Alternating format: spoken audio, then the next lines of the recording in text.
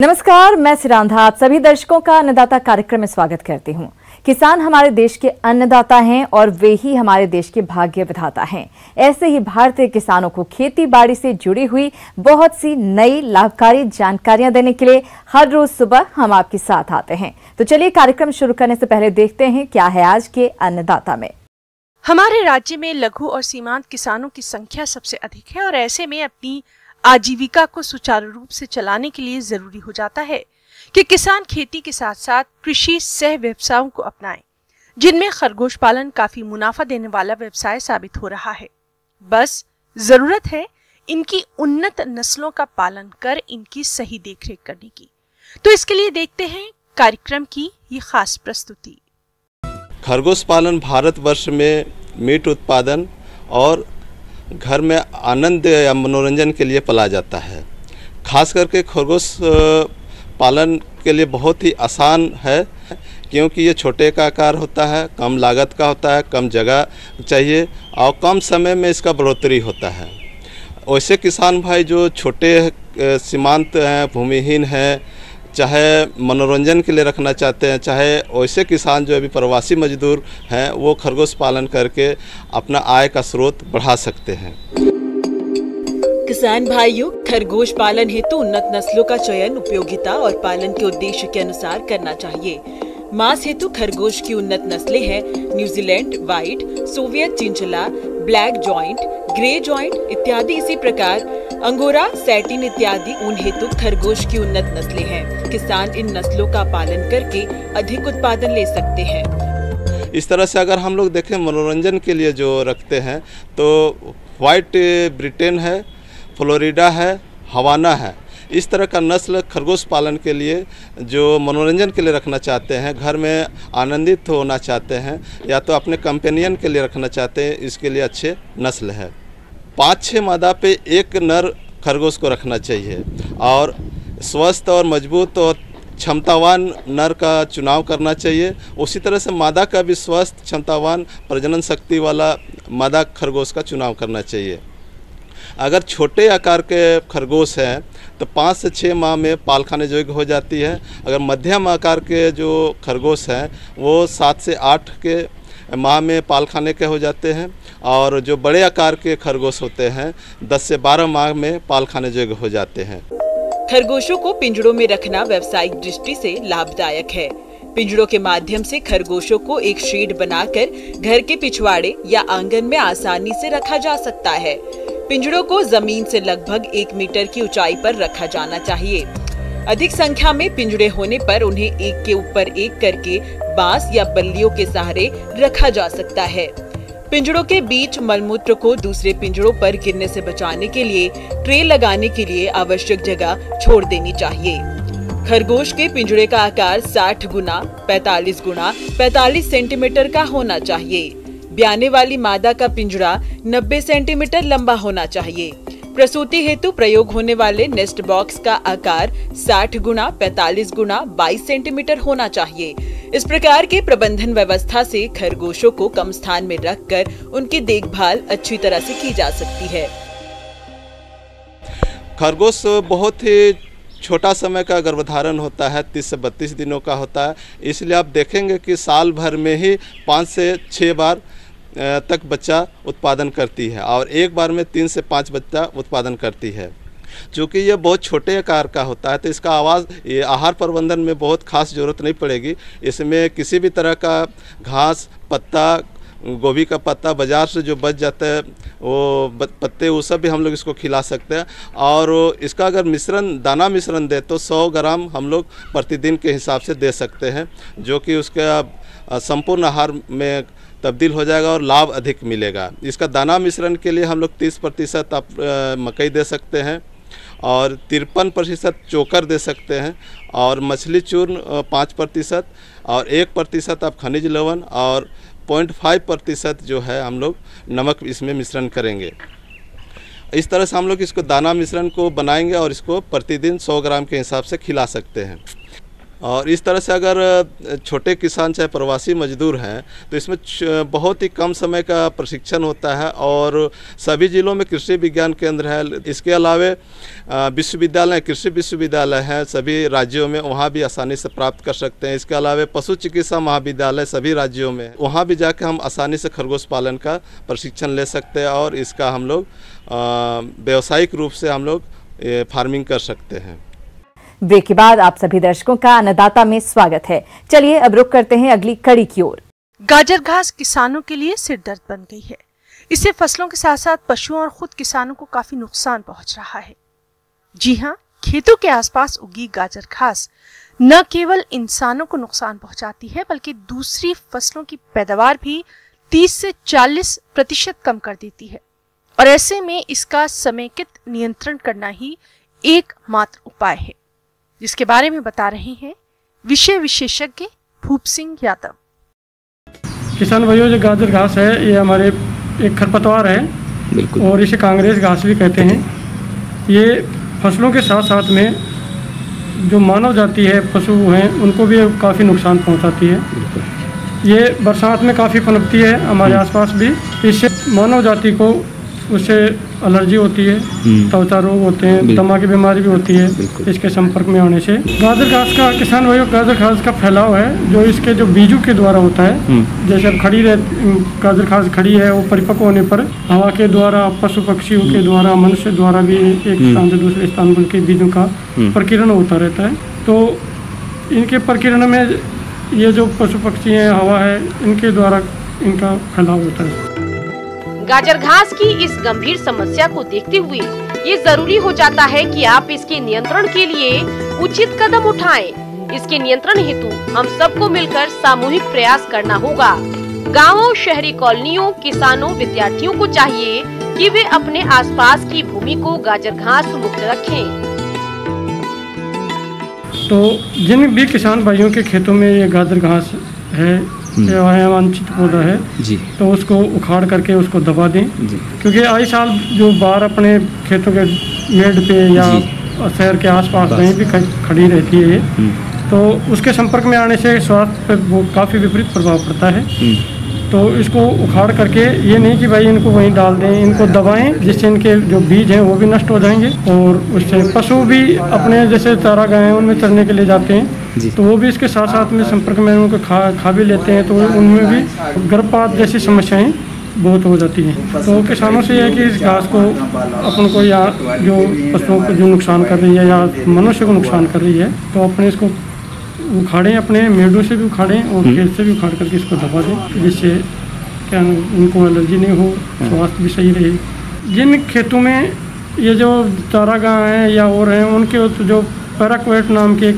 खरपतवार नाशी दवा है, उसका स्प्रे करने पर ये नष्ट हो जाती है, इसके बीज भी नष्ट हो जाते हैं। तो जो पैराक्वेट है वो उस दवा का स्प्रे करें इसके ऊपर। कि सभी किसान भाई जिनके भी यहाँ मेड़ पे या खेतों में जो ये गाजर घास है, तो इसको उखाड़ करके और सभी के साथ सामूहिक रूप से इसको गड्ढा खोद के दबाएं, जिससे इसके बीज भी नष्ट हो जाएंगे और इसके काफी संख्या भी काफी हो जाएगी। गाजर घास को जैविक तरीके से नियंत्रण के लिए मैक्सिकन बीटल, जिसे जाइग्रोग्रामा बाइकोलाराटा नामक कीट छोड़ने से इस घास पर काफी नियंत्रण पाया जा सकता है।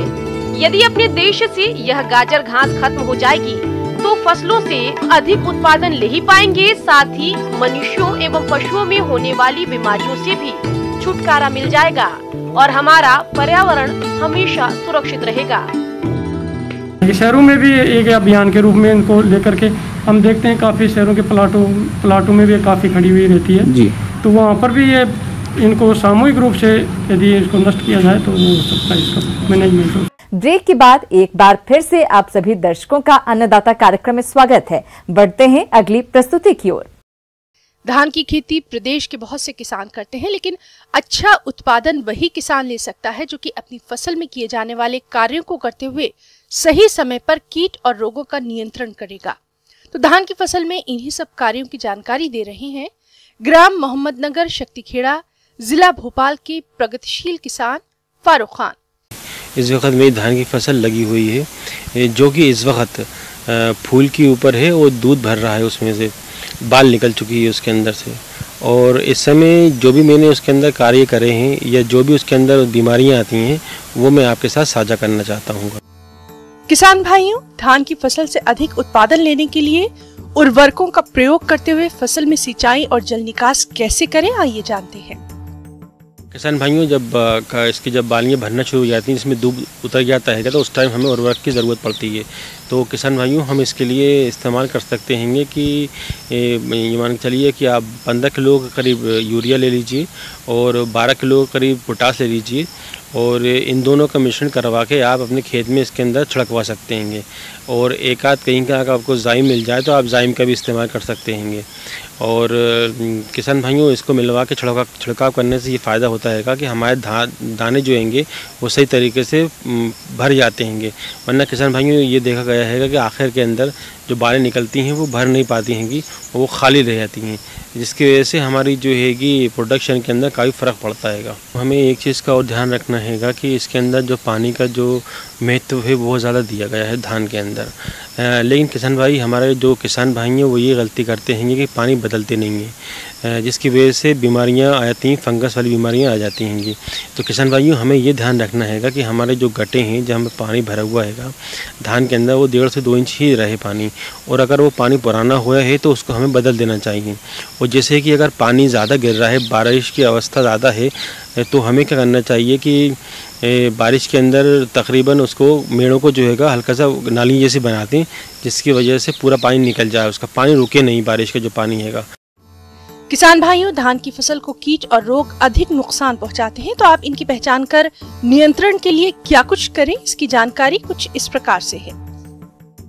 किसान भाइयों, इस टाइम जो हैगा धान के अंदर जो आती है, इसके अंदर कि वो आती है तना छेदक। जुलाई से लेकर नवंबर के बीच में ये बहुत तेज़ इसका अटैक आता है इस कीड़े का। किसान भाइयों, जो इसका जो कीड़ा होता है, जो ये लार्वा को छोड़ता है, वो लार्वा जाके अपने धान के अंदर जो होता है नीचे की तरफ से तना छेद देता है, तना छेद के उसके अंदर घुस जाता है ये तने के अंदर, और उसी को वहीं के वहीं कुतरता रहता है, जिसकी वजह से धान की जो है पीली पड़ना शुरू हो जाती है और हमारी जो बाल निकलेगी वो सफ़ेद कलर की, वो पोची बाल निकलती है। इससे किसान भाइयों काफ़ी ज़्यादा नुकसान हो जाता है। किसान भाइयों, इसकी हम रोकथाम के लिए कि इसके अंदर फेरोमोन टेप लगा दें अपन लोग, जिसकी वजह से उसकी जो खुशबू की वजह से उस ट्रैप में आके कीड़े जो होंगे वो आके फंस जाते हैं उसके अंदर। और इसके अंदर हम लाइट ट्रैप भी लगा सकते हैं, अगर आपके पास सुविधा हो लाइट की, खेत के ऊपर जो हमारा ट्रैप होता है उसमें फंस जाते हैं आके। और अगर इससे भी अगर हमारा कंट्रोल नहीं हो पा रहा है किसान भाइयों, इसके अंदर हम जो रासायनिक दवा का इस्तेमाल करते हैं वो है कि कार्ट्रेप हाइड्रोक्साइड 50% SP फॉर्म में आती है ये, और इसका जो डोज है वो है 1000 ग्राम प्रति हेक्टेयर के हिसाब से हम इस पर छिड़काव करते हैं। इसका छिड़काव करने से ये होता है कि ये चीज़ जो हैगी, इसका जो कीड़ा है वो पूरी तरह नष्ट हो जाता है। किसान भाइयों, अब हम बात करते हैं इसके अंदर जो रोग आते हैं। तो पहला रोग हम लेंगे इसके अंदर, वो हैगा वर्ण अगमारी रोग, जिसे हम लोग बोलते हैं सीड ब्लास्ट। तो ये बीमारी जो होती है पानी की अधिक भराव के कारण ये बीमारी होती है। इस बीमारी पानी के जल स्तर के से 30 सेंटीमीटर ऊपर से दिखती है ये बीमारी जो होती है और इसका रोग लगने से पत्तियां भूरे रंग की पड़ जाती हैं और फिर धीरे धीरे पत्तियां पीले रंग की होने लगती हैं, और उसके बाद फिर इस रोग के कारण पेड़ जो है पूरी तरह नष्ट हो जाता है, पूरी तरह सूख जाता है। और इसके हम कंट्रोल की बात करें तो किसान भाइयों, हम इसके अंदर टेबुकोनाजोल 750 ml प्रति एकड़ के हिसाब से इसके अंदर हम लोग इसका स्प्रे करते हैं। किसान भाइयों, अब हम बात करेंगे धान के अगले जो रोग हैगा वो हैगा धान में कण्वा रोग जिसे बोलते हैं। ये रोग अच्छी बारिश होने पर ही आता हैगा। शुरुआती के अंदर ये मखमली सी गोली जैसी बन जाती है भूरे कलर की, और ये बालों में चिपकी रहती है, और उसके बाद धीरे धीरे ये काली पड़ जाती है और पाउडर जैसी हो जाती है। और किसान भाइयों, इससे जो हमारी यील्ड है वो धान की काफ़ी ज़्यादा कम हो जाती है। तो किसान भाइयों, इसको कंट्रोल करने के लिए हमें प्रोपिकोनाजोल जो हैगा वो हमें 1 ml प्रति लीटर पानी की दर में मिलाकर इसमें छिड़काव करना चाहिए। और इसकी जो हैगा छिड़काव हमें कोशिश ये करें किसान भाइयों कि फूल जब आता है उससे पहले ही हम इसमें छिड़काव कर दें, उससे काफ़ी अच्छे रिजल्ट देखे गए हैं।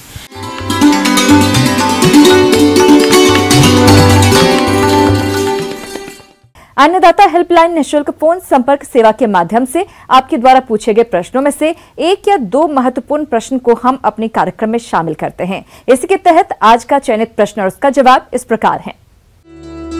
अन्नदाता निःशुल्क फोन संपर्क सेवा के माध्यम से पूछे गए प्रश्नों में से आज हमने जिस प्रश्न को कार्यक्रम में शामिल किया है उसे पूछा है ग्राम खेरा, जिला जबलपुर के कृषक लाखन सिंह ने यह अमरूद के बाग में किए जाने वाले जरूरी कार्यों के बारे में जानकारी चाहते हैं। तो लाखन सिंह जी, आपकी जानकारी के लिए प्रस्तुत है कार्यक्रम का ये अंश।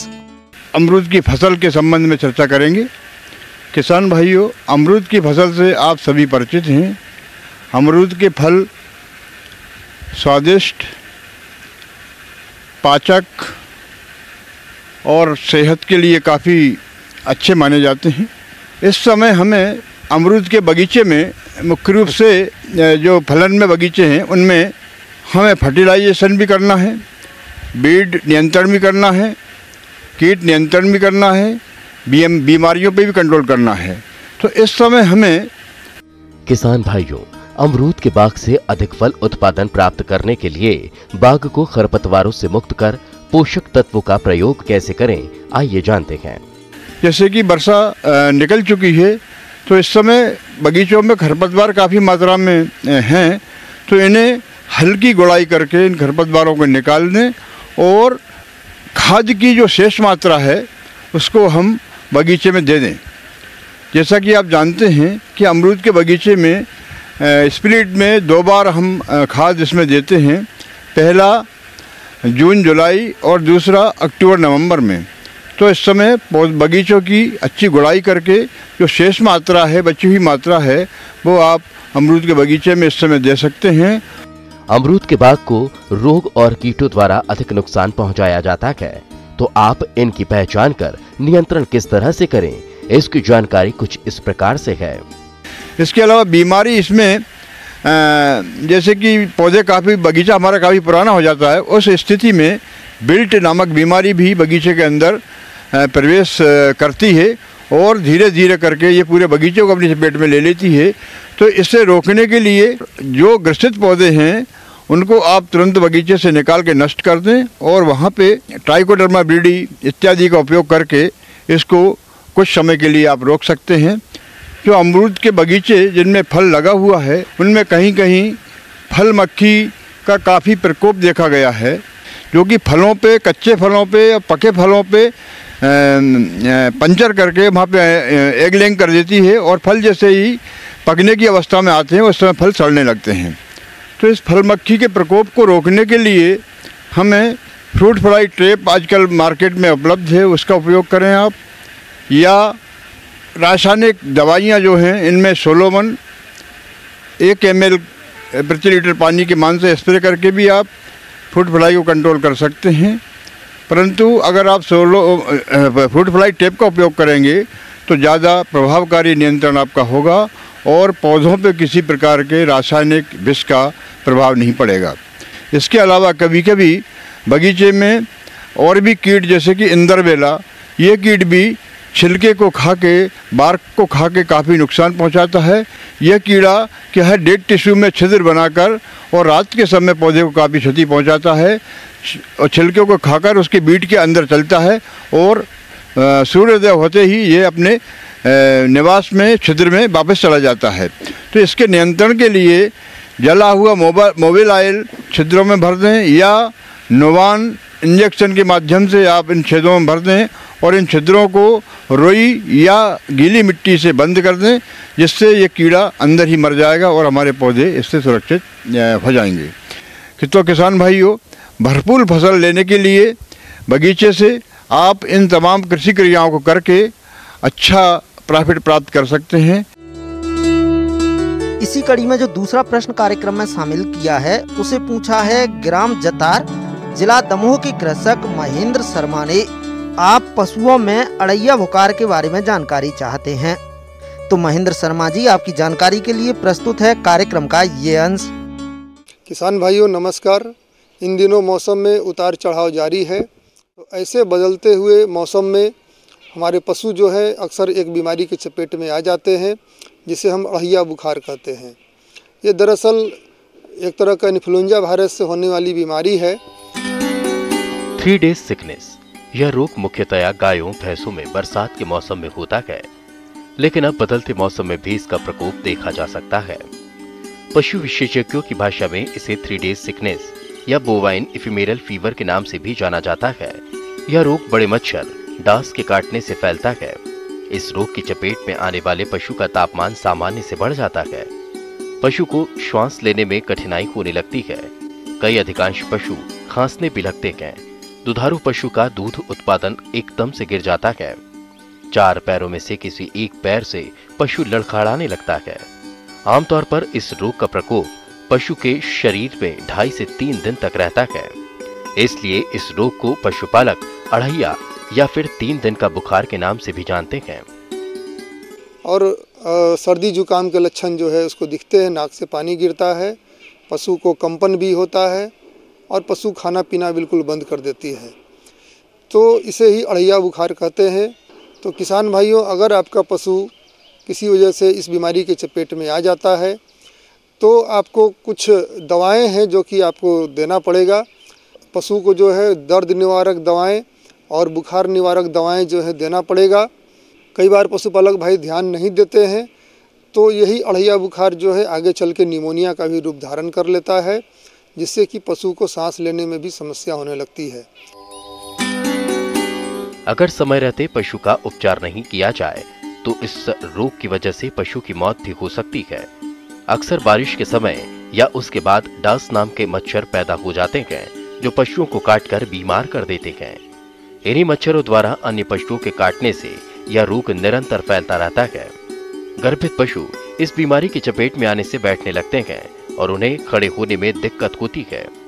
ऐसे में रोग से बचाव के लिए लक्षण पता चलते ही पशुपालकों को तुरंत पशु चिकित्सक से संपर्क करना चाहिए। पीड़ित पशुओं को गुनगुना पानी देना चाहिए। पशुओं को बुखार व दर्द कम करने वाली दवा के साथ साथ भूख बढ़ाने वाली दवा भी देनी होगी। लगातार इन दवाओं को देने से पशु 2 से 3 दिन में ठीक हो जाता है। आप किसी दवा का प्रयोग पशु चिकित्सक की सलाह से ही करें। तो समय रहते अगर हम लोग उपचार कराते हैं तो ये बहुत बड़ा कोई समस्या नहीं है। ये आपको सिर्फ शुरुआती लक्षण में आप सिर्फ बुखार नाशक दवाएं जिसमें कि पैरासीटामोल और मेलोक्सिकेम ग्रुप की दवाएं जो है हम लोग पशु को चला सकते हैं शरीर के भार के हिसाब से। और इसके बाद अगर 2-3 दिन में 2.5 दिन में अगर ये बीमारी ठीक नहीं होती है तब ये माना जा सकता है कि पशु को बैक्टीरिया का भी संक्रमण हो गया है।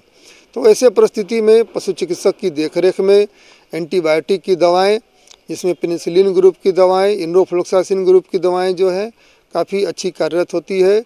इसमें जो है 3rd जनरेशन सेफालोस्पुरिन ग्रुप की दवा जिसमें आपको काम करता है।